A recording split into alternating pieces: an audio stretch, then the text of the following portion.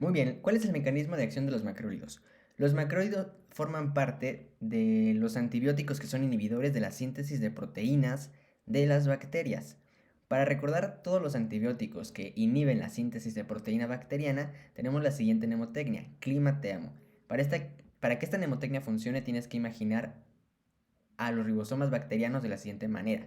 Tienes que imaginarte que la subunidad mayor, la subunidad 50S, está en la parte de arriba y que la subunidad menor o 30S está en la parte de abajo. Además, cuando digas clima te amo, acuérdate que clima va a estar en la parte de arriba y te amo va a estar en la parte de abajo. De esa manera tenemos que clima, los antibióticos clima, que es cloranfenicol, lincosaminas, que aquí las lincosaminas se refiere a la clindamicina, y los macrólidos van a inhibir entonces a la subunidad 50S de los ribosomas bacterianos. Y por otro lado, los antibióticos te amo, tetraciclinas y aminoglucósidos van a inhibir a la subunidad menor o 30S. Este es el mecanismo de acción de los macrólidos de manera general, la inhibición de la subunidad 50S bacteriana.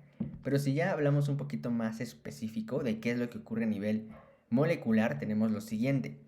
Los macrólidos se van a unir sí a la subunidad 50S, como tenemos aquí, pero específicamente a la región 23S del ribosoma 50S, o sea, del ribosoma, de la subunidad mayor del ribosoma. Entonces, una vez que se unen aquí en la región 23S, eso va a evitar que se lleve a cabo la translocación de los RNA de transferencia del sitio P al sitio E. Porque lo que normalmente ocurre es que, bueno, aquí tenemos un ribosoma, su subunidad mayor, su subunidad menor, el RNA mensajero y aquí tenemos RNA de transferencia. Cada RNA de transferencia tiene un aminoácido acoplado. Entonces lo que generalmente ocurre es que estos RNA de transferencia van a ir llegando, van a ir poniéndose aquí en el sitio P y después tienen que pasar al sitio E para ya salir como tal o ser expulsados como tal de los ribosomas. Entonces, también otra cosa importante es que conforme van llegando los RNA de transferencia, cada RNA de transferencia tiene aquí un aminoácido acoplado. Entonces van llegando RNA de transferencia, estos aminoácidos se van uniendo para ir formando la cadena de aminoácidos. Y entre cada aminoácido hay un enlace peptídico. Entonces lo que hacen los macrólidos es, por un lado, van a evitar que los RNA de transferencia pasen del sitio P al sitio E y de esa manera van a parar la síntesis de proteínas, pero también van a evitar que se genere el enlace peptídico entre los aminoácidos.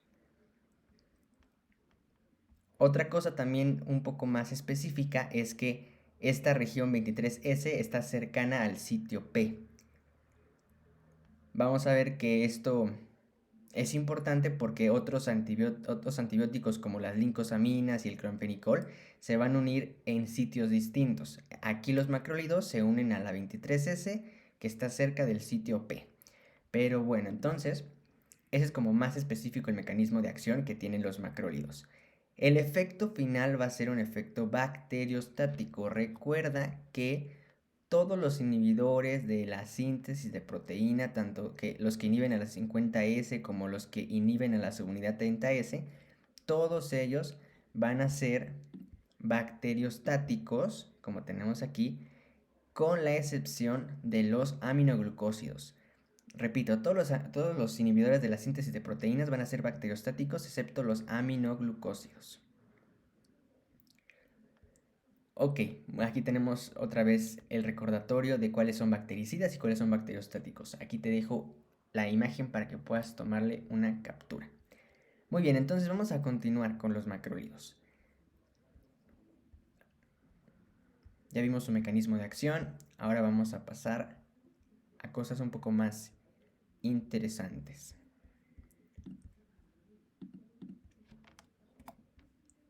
Ok, de los macrólidos el programa pide que revisemos tres, la eritromicina, claritromicina y la acitromicina.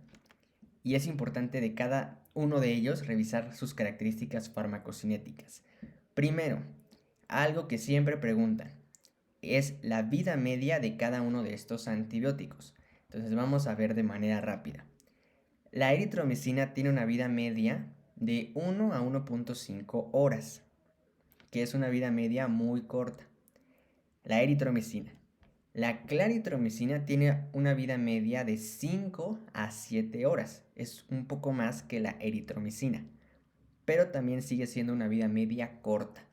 Y finalmente la acitromicina tiene una vida media larga de 68 horas. Debido a esta vida media, la acitromicina se administra cada 24 horas. Te tomas una acitromicina, una tableta de acitromicina una vez al día, cada 24 horas. De claritromicina te tienes que tomar una tableta cada 12 horas. Y de eritromicina te tienes que tomar una tableta cada 8 horas. Esto porque la eritromicina tiene la vida media más corta. Esto que acabo de mencionarte siempre o muy seguido es una pregunta de algún examen, entonces importante conocerlo. Otra cosa es que los 3 macrólidos se administran por vía oral. Como te comentaba, son tabletas. Vamos a seguir comentando las características farmacocinéticas de cada uno de ellos. Iniciamos con eritromicina. La eritromicina se va a inactivar en medio ácido, una porción del total de la tableta, y por ello tiene una biodisponibilidad baja. Otra cosa importante es que tiene una elevada unión a proteínas. Esto es importante porque todos los fármacos que tengan elevada unión a proteínas van a competir con otros fármacos que también tienen unión a proteínas elevada. Por ejemplo, la warfarina. Y esto es muy importante porque imagina que tenemos aquí a la albúmina. Vamos a hacer aquí, este circuito representa la albúmina. Y resulta que pues la albúmina tiene unos determinados sitios de unión. Entonces la eritromicina y en este caso, como te ponía de ejemplo, la warfarina, que ambas tienen elevada unión a proteínas, pues ambas van a empezar a competir por los sitios de unión. Lo que ocurre es que la eritromicina va a unirse más a la albúmina y por lo tanto va a desplazar a la warfarina. Eso va a ocasionar que la warfarina, el fármaco libre, las moléculas libres, es decir, las que no estén unidas a proteínas, pues aumenten en sangre. Y esas son las que propiamente tienen un efecto farmacológico. En resumen, como la eritromicina tiene una elevada unión a proteínas, si la combinas con warfarina, eso ocasiona que el efecto farmacológico de la warfarina sea mayor. Y eso es malo porque la warfarina es un anticoagulante. Entonces, si hay mucho efecto de la warfarina, los pacientes pueden presentar hemorragias. Por eso es muy importante siempre, en general, todos los fármacos que tienen elevada unión a proteínas tienen esa interacción con la warfarina. Importante tenerla en cuenta. Entre otras características es que alcanza una buena concentración en el citoplasma de los macrófagos y de los polimorfonucleares, de los neutrófilos. Y esto es bien interesante, es inhibidor del P450. Todos los fármacos que sean inhibidores o que alteren el P450 van a tener muchas interacciones farmacológicas. Entonces, de una vez te digo que la eritromicina, por esta razón, tiene muchas interacciones farmacológicas. Y en cuanto a eliminación, ya lo platicamos. Pero esta es otra cosa importante. Se va a eliminar la eritromicina por vía biliar. Acuérdate, o por vía hepática. Acuérdate que muy pocos son los antibióticos que se eliminan por vía hepática o por vía biliar. Aquí tenemos, en la parte de arriba, deja encuentro la lista aquí. Estos son los antibióticos que se eliminan por vía hepática o por vía biliar. El resto, los que no están en la lista, se eliminan por vía renal. Entonces aquí tenemos que por vía hepática se elimina la ceftriaxona, cefalosporina de tercera generación, la doxiciclina, que es una tetraciclina, y los macrólidos, pero ojo, excepto claritromicina. Es decir, la eritromicina y la acitromicina se eliminan por vía biliar y la claritromicina por vía renal. Y aquí, bueno, hay otros ejemplos de antibióticos que también se eliminan por la bilis. Muy bien, sigamos platicando entonces de los macrólidos. Y es que los macrólidos tienen muchos datos farmacocinéticamente importantes, por eso esta parte es muy extensa. Pero para hacerlo un poquito más fácil de interpretar, vamos a esta parte de aquí, que es como el resumen de todas las características relevantes de la farmacocinética de estos tres. Ya habíamos comentado que la vida media de la eritromicina es más cortita, de ahí sigue la claritro y finalmente la citro. Este es cada 24 horas, este es cada 2 y este es cada 6 horas aproximadamente. Su administración al día. Y bueno, aquí vemos que otras cosas importantes es que inhibidores del P450, como dijimos la eritromicina, pero también la claritromicina, inhibe al P450. La acitromicina no inhibe al P450. Otro dato importante. ¿Qué otras cosas son importantes? La eritromicina tiene una alta unión a proteínas, compite mucho con la warfarina, lo que habíamos platicado, pero mira, observa cómo la clarito y la acitro ya tienen una menor unión a proteínas. Eso también es importante considerarlo. Muy bien. Vamos a regresarnos a esta parte. Pasamos ahora a hablar de la farmacocinética, pero ahora de la claritromicina. Ya dijimos lo más importante, es un inhibidor del P450 junto con la eritromicina, pero algo importante también es que su molécula es muy liposoluble, más liposoluble que la eritromicina, por eso tiene una mejor distribución, un mayor volumen de distribución, y también eso le permite unirse mucho a tejidos, al tejido graso, porque es muy liposoluble. Esto le permite pues que penetre muy bien a todos los tejidos, como ya dijimos, incluso en el tejido adiposo tiene una buena penetrancia. En el metabolismo, aparte de que inhibe el P450, esto es importante. La claritromicina es un profármaco, es decir, que tiene un metabolito activo y ese metabolito activo es la 14-hidroxiclaritromicina. También puede ser pregunta, por eso aquí lo pongo en azul. Y la eliminación, acuérdate, la eritromicina y la citromicina se eliminan por vía biliar y la claritromicina es la única que se elimina por vía renal. Por eso es el único macrólido que tiene que ajustarse su dosis dependiendo de la función renal que tenga el paciente, dependiendo de su tasa de filtrado glomerular. En cuanto a la citromicina, pues también vemos que lo más relevante que tienes que acordarte es que tiene la vida media más larga y que por eso se administra cada 24 horas y que también se elimina por vía biliar. Pasamos ahora a las indicaciones que tienen los macrólidos. Realmente los macrólidos tienen un espectro muy amplio. Tienen espectro contra gram negativos, contra gram positivos, pero esto es muy importante. También tienen como espectro a las bacterias atípicas. Las bacterias atípicas son, por ejemplo, Mycoplasma pneumoniae, Chlamydophila pneumoniae, pero el más representativo es Mycoplasma pneumoniae. Si recordarás, en los videos de beta-lactámicos te comenté que ningún beta-lactámico tiene espectro contra bacterias atípicas. Es por ello que si en un examen escuchas bacterias atípicas, pienses inmediatamente en macrólidos. Los beta-lactámicos, que son el otro grupo de antibióticos que vimos, no le van a hacer nada a las bacterias atípicas. Esto también es importante, los macrólidos también tienen efecto contra micobacterias, como por ejemplo Mycobacterium tuberculoso. Entonces, en la tuberculosis también van a ser útiles los macrólidos por esta razón. En cuanto al espectro de gram negativos, nada más me gustaría hacer énfasis en algunos característicos. Por ejemplo, los macrólidos son útiles contra Haemophilus ducreyi, que es el causante del chancro blando. Entonces son útiles para tratar esta enfermedad. También los macrólidos son útiles contra Bordetella pertussis, que provoca tos ferina. Contra el Helicobacter pylori también. Acuérdate que para el Helicobacter pylori lo tenemos que matar con 3 fármacos. Y si recordarás, esos 3 fármacos que platicamos eran los siguientes. Aquí están. Para matar el Helicobacter pylori teníamos que combinar 3 fármacos. Por un lado, amoxicilina, que era un beta-lactámico, una penicilina, la claritromicina, que aquí serían los macrólidos, y aparte le tienes que dar un IBP, un inhibidor de bomba de protones. Entonces acuérdate, para el Helicobacter pylori, las penicilinas y los macrólidos son muy necesarios. Sigamos entonces platicando su espectro antimicrobiano.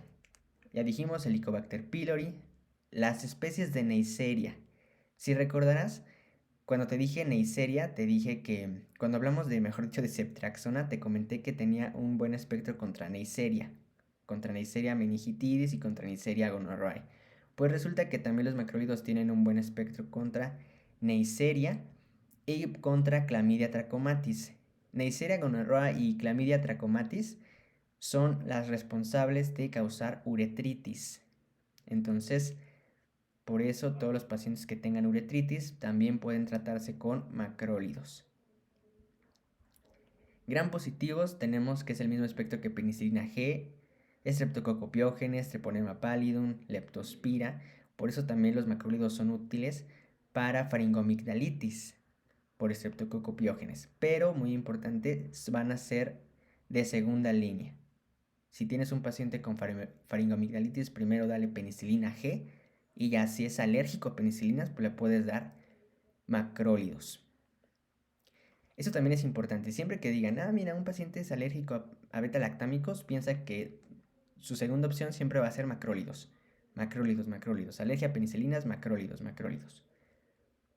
¿Qué otras indicaciones tiene que no hemos mencionado? Ya dijimos, mira, gastroenteritis. Muchas bacterias del tracto gastrointestinal que generan diarrea también van a ser útiles los macrólidos. Por ejemplo, contra Campylobacter jejuni y contra Vibrio cholera, que genera cólera. Entonces, esta también es muy importante recordarla.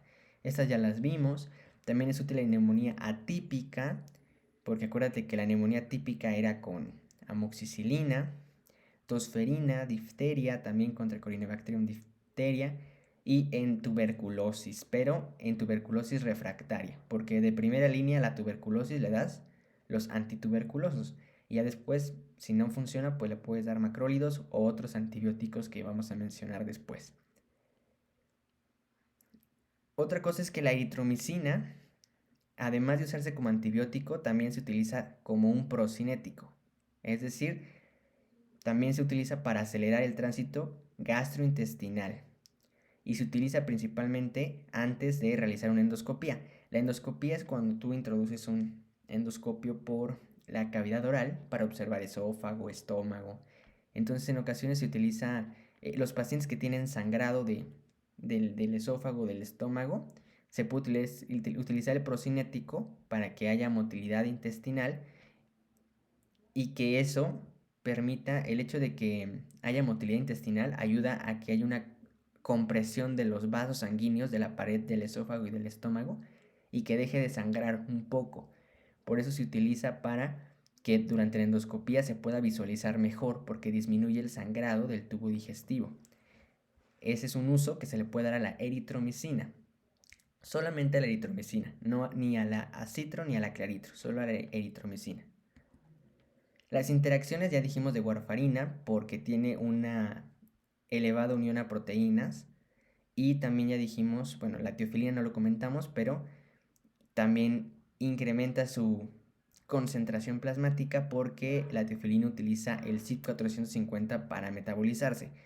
Y como la eritromicina y la claritromicina inhiben al CYP450, por eso estos fármacos pues aumentan su concentración.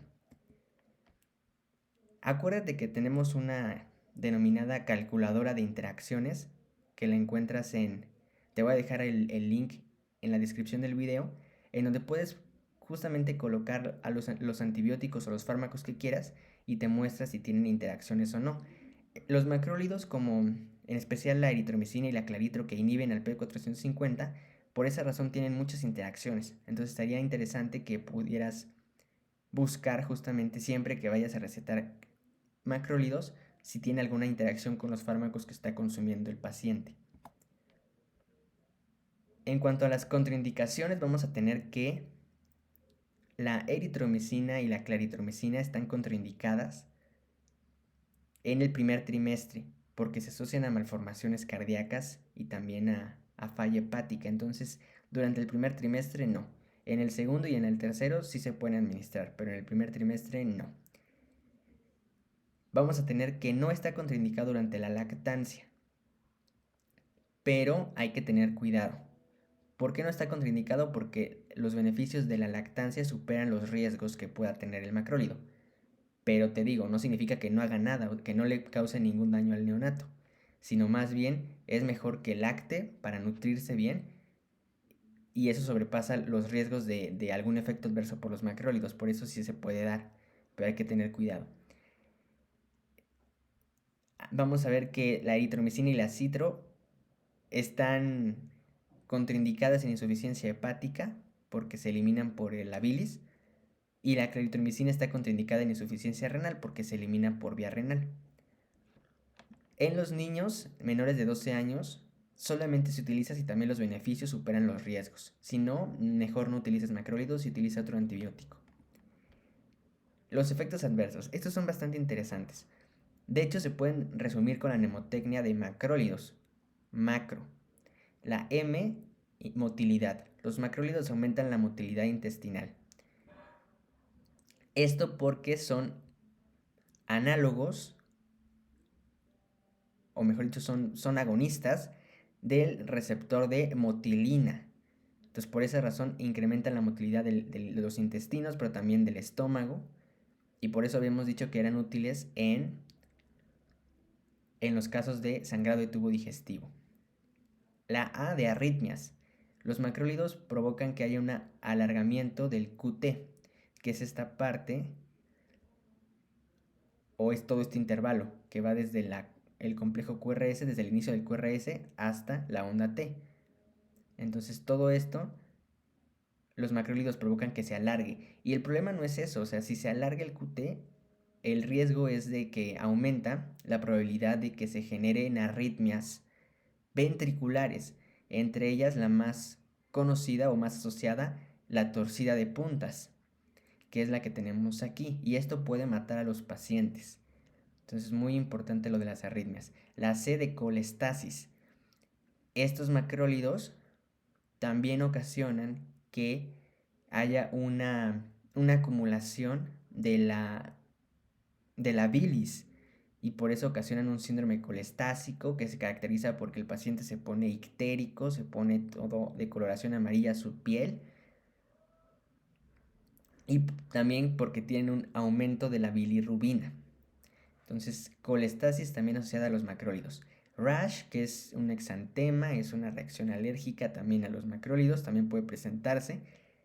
Y la O de eosinofilia, porque los macrólidos también se han visto que en los pacientes que los están tomando, pues si tú les tomas una biometría hemática, pueden tener los eosinófilos elevados. Muy bien, ¿qué otras cosas? Ya creo que ya mencionamos todos los efectos adversos más importantes. Este faltaba. En los neonatos puede provocar estenosis pilórica hipertrófica, es decir, puede ocasionar que el píloro, que se encuentra aquí entre el estómago y el duodeno, que se hipertrofie y que por lo tanto como que se cierre. Entonces estos neonatos, todo lo que coman lo van a empezar a vomitar porque no va a poder pasar el bolo hacia el duodeno y se va a empezar a acumular en el estómago, y después del esófago van a vomitarlo. Este efecto adverso solamente se ve en los neonatos. En los adultos no lo puede provocar, solamente en los neonatos. Es por eso que hay que tener mucho cuidado en los niños menores a 12 años y también en la lactancia, porque puede generar esta hipertrofia pilórica. Aquí tenemos en resumen todas las características más importantes y la diferencia entre los tres macrólidos. Y otra cosa es que estos macrólidos se denominan antibióticos tiempo dependientes.